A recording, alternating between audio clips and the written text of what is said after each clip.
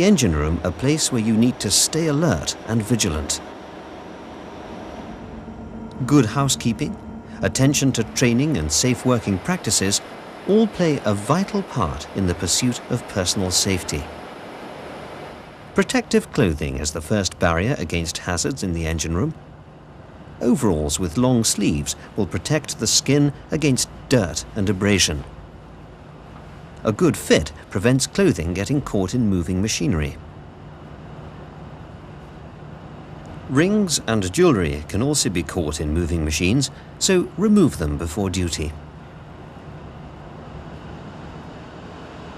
Safety footwear is designed to be slip-resistant and to protect your feet from heat, knocks and cuts. Overalls and safety footwear are your basic defense against injury. But, in addition, you will need extra protection in the engine room for certain types of work. Some hard hats are designed with a harness inside the shell to help absorb the force of an impact. If you use this type of hard hat, make sure there is an effective clearance between the harness and the shell. In a noisy environment, you may need ear defenders. Hard hats protect the head from injury caused by knocks against overhead structures or from impact caused by falling objects.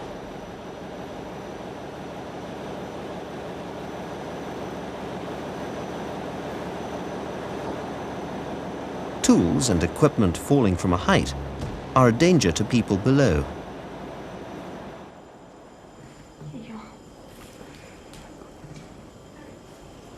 In real life, it's not possible to wind the clock back. Happily, in this video, we can. Wearing a hard hat reduces the chance of serious injury. So always keep your hard hat on in designated areas. Your eyes are one of your most important senses and sometimes the most vulnerable. Safety glasses and goggles will protect your eyes against chemicals and flying particles. If you normally wear spectacles and you need to protect your eyes, wear goggles over the top of your spectacles.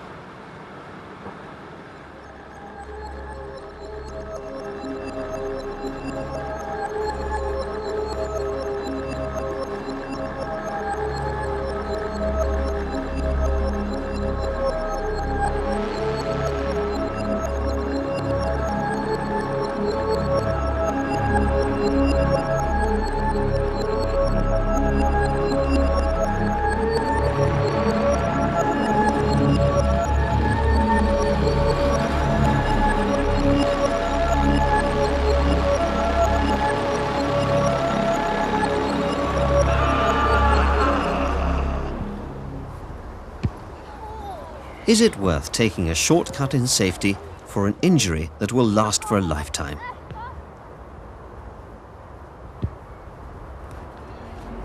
If your goggles are too scratched or dirty to clean easily, discard them and use a new pair.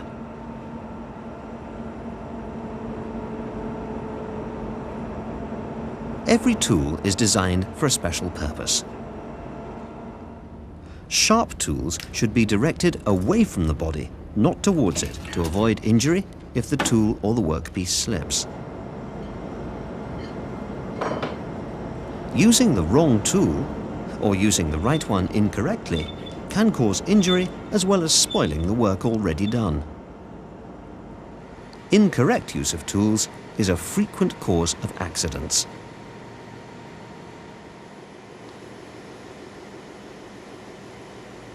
Stow your tools away when you've finished with them to reduce the dangers posed by sharp cutting edges. Always use the correct tool for the job in hand. When using power tools, machinery and watertight doors, observe all the safety signs and instructions.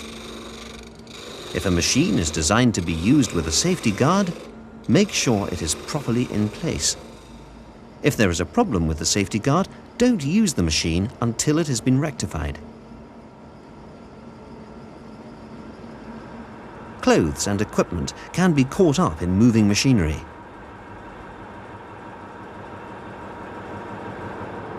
Electric shock and burns are a risk to the careless and unwary. If there is any apparent damage to electrical cables or plugs, don't use them. Report them for repair. Keep leads short and arranged to prevent them being chafed or cut during use. Faulty electrical fittings and cables can also cause fire. Do not use faulty equipment and do not exceed the rated load when using electrical tools. Report any items in a dangerous condition. Electrical tools and lights should be isolated from the mains when not in use.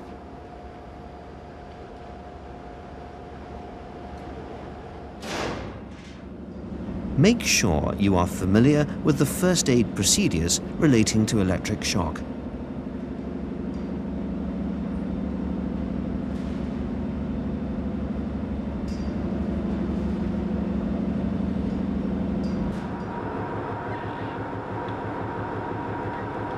If a machine becomes defective, the power supply should be locked off and a warning notice posted.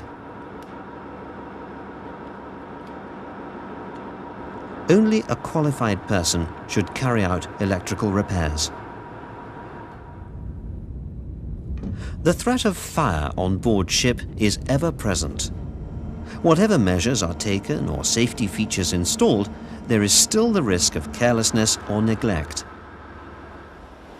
Whichever task you are performing, good housekeeping and cleanliness are crucial in preventing fires. Combustible materials should be disposed of or stored safely.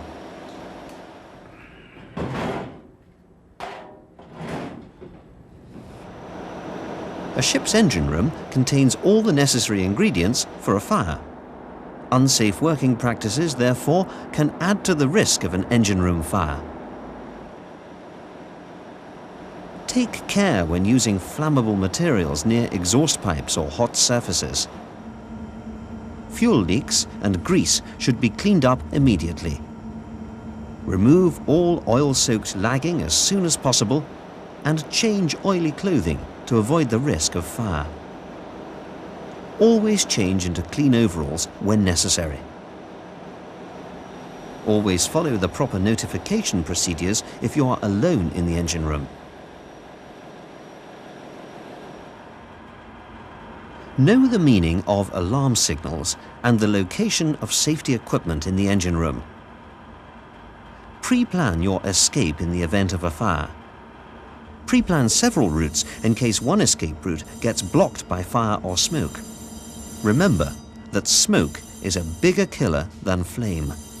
In a smoke-filled room, the air nearer the floor is generally clearer, so crawl on your hands and knees if you have to. Evacuate the engine room immediately on hearing the fire alarm to allow the use of CO2 installations. When welding or flame cutting, the utmost care must be exercised. Always arrange to have a fire watch when welding. This type of work requires extensive training. If you are not certified or trained to use welding and flame cutting equipment, don't use them. Purpose-made filters cut out these dangerous rays. Minor oil leaks or spills often occur in the engine room. Slips and falls are among the most common types of accident on board ship. So watch your step, especially when carrying things. Use handrails when they are there. Oil spills need cleaning up immediately and the source of any leak rectified. Protect your hands by wearing gloves. Remember that oily waste can ignite spontaneously, so store it in a designated metal container with a lid. Oily waste should be stored away from heat and disposed of in the correct way. All traces of oil should be washed from your skin straight away. Skin exposed to mineral oils can develop dermatitis and, in extreme cases, even cancer. Barrier creams help to protect your skin and make it easier to clean next time. Hazardous materials can be found aboard any ship. Even the ship's fuel can contain benzene and other chemicals with which you need to avoid contact.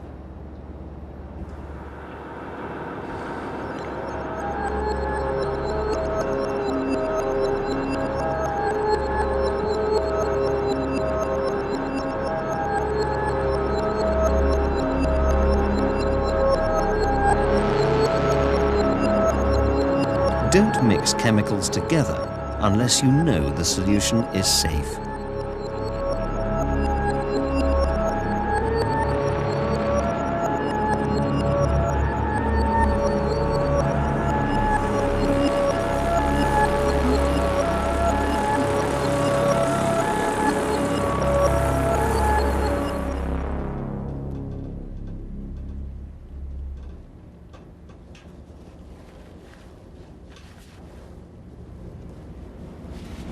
Take care when stowing and handling chemicals and compressed gases. The materials safety data sheets held on board list the safe handling procedures for these items.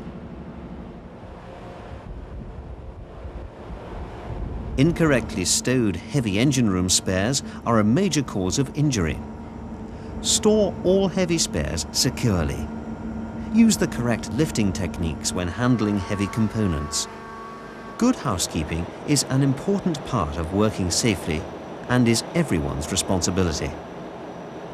If floor plates have been temporarily removed, the openings should be protected. Warning notices should be posted where they can be seen at all times until it is safe to remove them. Missing floor plates are dangerous. Replace them as soon as possible. If lifting handles are not available, use a sensible lever, not your fingers. Avoid tiredness by having sufficient sleep and rest periods. Drinking plenty of liquids will counter the effects of dehydration. No money, you can't send it to your wife. What are you going to do for the rest of the day now? Safe working practices, attention to training and good housekeeping will form the basis of your personal safety in the engine room.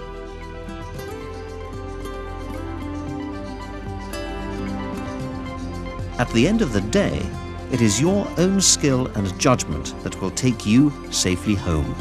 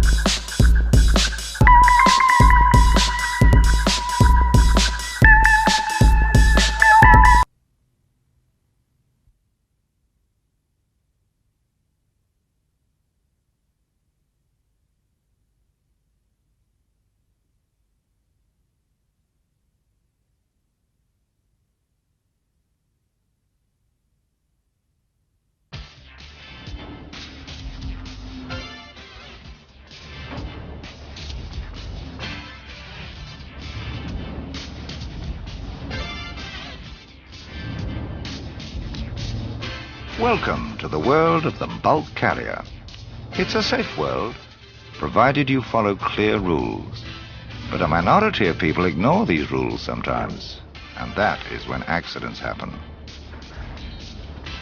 Temptation number one is to go into prohibited areas when the ship is loading or unloading. Would you go?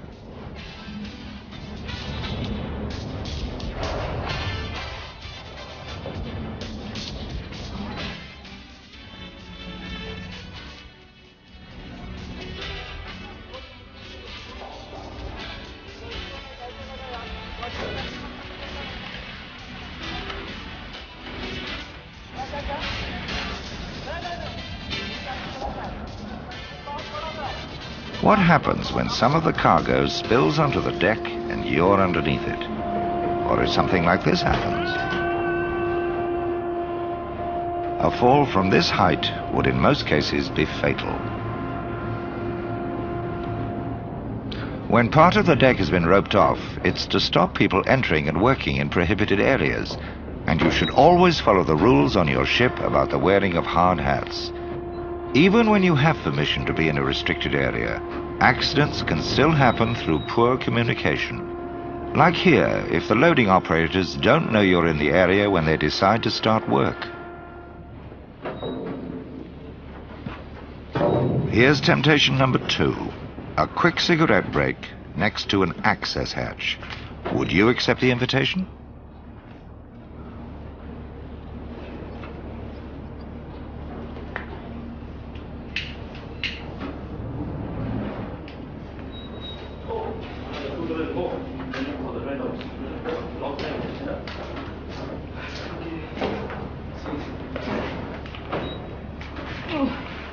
Hey, what are you smoking here for? He's right to be angry. Access hatches often contain methane. If the cargo is coal or chemical vapors, an explosion or fire could kill you and your shipmates. Temptation number 3 involves enclosed spaces. These crew members have followed correct procedures and obtained an entry permit.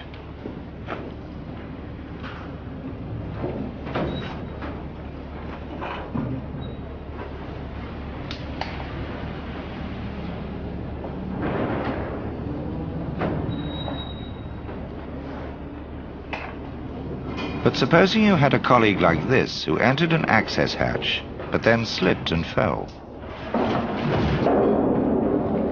If there's an emergency, it's easy to forget your training and act on instinct. And nothing is more natural than to go to the help of someone in trouble. But in an uncleared enclosed space without the right breathing apparatus, this is the most dangerous thing you could possibly do. On bulk carriers, there are additional risks. Coal can create pockets of explosive methane or poisonous carbon monoxide. Grain cargoes can drain the air of oxygen. Chemical cargoes can create toxic vapors. The risk is that you will be poisoned or suffocate from lack of oxygen.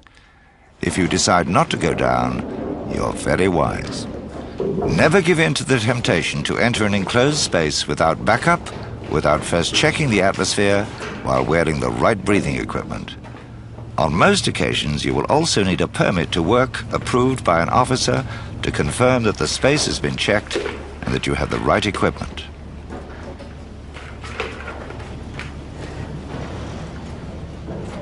One of the strongest temptations on a bulk carrier or any other kind of ship is to leave little cleaning up jobs to someone else. Who's going to clear this up?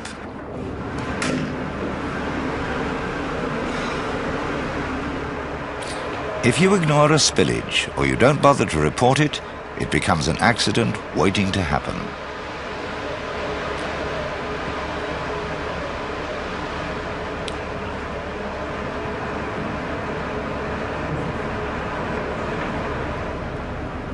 How long does it take to clear away a minor spillage? 10 minutes? 20? However long it takes, it's much quicker than recovering from a broken or twisted ankle. Even a minor injury could result in your being taken off the ship. The 5th temptation is to work with a naked flame or with welding equipment without first getting authority from an officer who has made sure that the equipment and the location are safe and that you are wearing suitable protective clothing.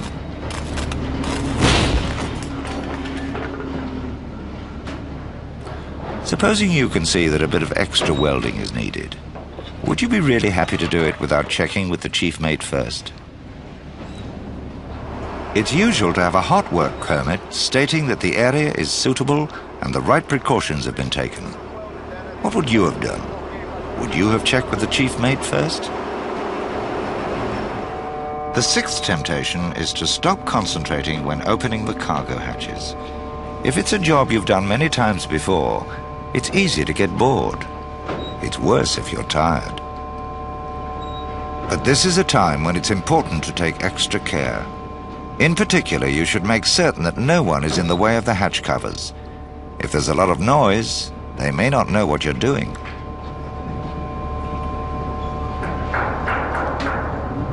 Is he going to check that no one's in the way? Would you? Do your company rules call for an officer or other experienced person to be supervising the operation?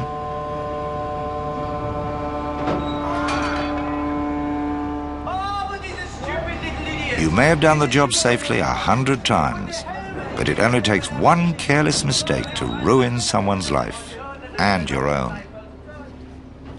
One simple check every time is all you need to be sure that you're working safely.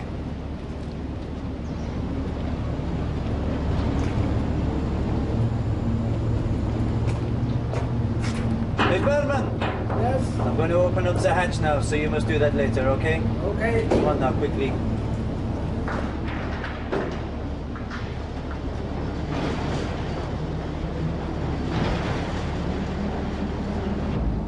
The final temptation is to cut corners on personal safety when working near dusty cargoes like coal or grain. It's essential to wear a mask. The concentrations of dust in these cargoes can irritate and damage the lungs.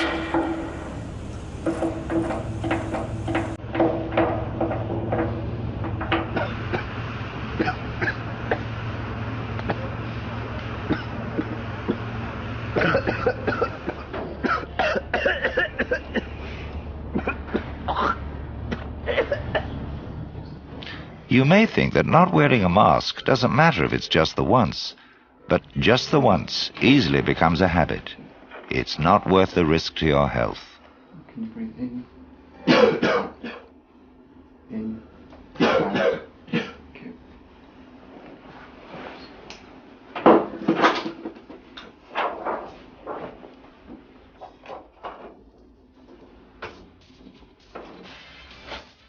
Most safety precautions mean spending a little time thinking or preparing before you get on with your job.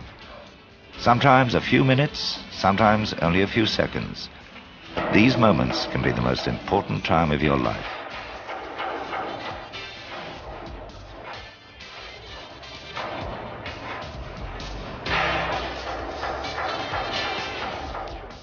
How long would it have taken to take the correct route around the deck away from danger? And how long does it take to fetch a hard hat? How long does it take to stop and ask yourself if it's dangerous to smoke? You should never smoke near access hatches, because there could be a build-up of flammable gases. Many shipping companies prohibit all smoking on deck. There's open hatch. How long does it take to get breathing apparatus? You should never enter an enclosed space without testing the air and obtaining a permit to work if required. On bulk carriers, you're especially at risk from cargoes like coal and grain.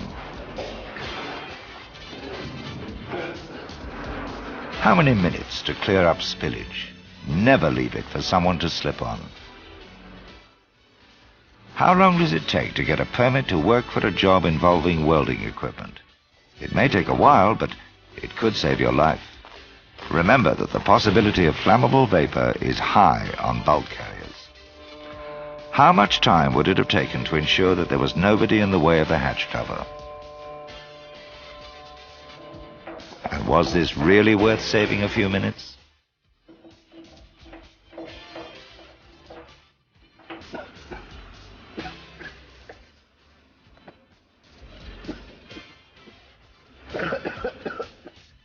Ships themselves do not cause accidents or injury. People do, by ignoring obvious safety measures in order to save a little time. That is the greatest temptation of them all. Don't give in to it. Never be complacent. Always think about your safety and the safety of your fellow crew members.